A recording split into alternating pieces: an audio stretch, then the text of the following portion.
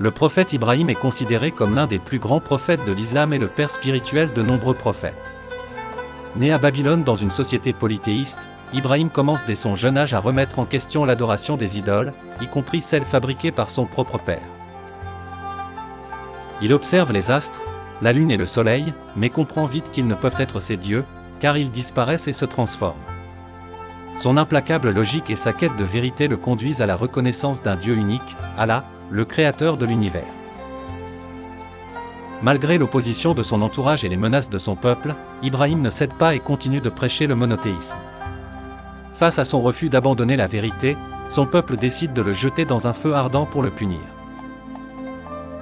Mais Allah, dans son immense sagesse et miséricorde, sauve miraculeusement Ibrahim du feu qui devient une source de paix pour lui. Plus tard, Ibrahim reçoit la mission divine de quitter sa terre natale avec sa femme Sarah et son neveu Lot. Après plusieurs années, il s'installe à la Mecque avec sa seconde épouse, Hajar, et leur fils, Ismaël.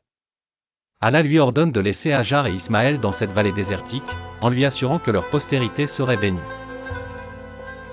Lorsqu'Ismaël devient adolescent, Allah teste la foi d'Ibrahim en lui commandant dans un rêve de sacrifier son fils bien-aimé. Ibrahim, bien que plein d'appréhension, partage la vision avec Ismaël.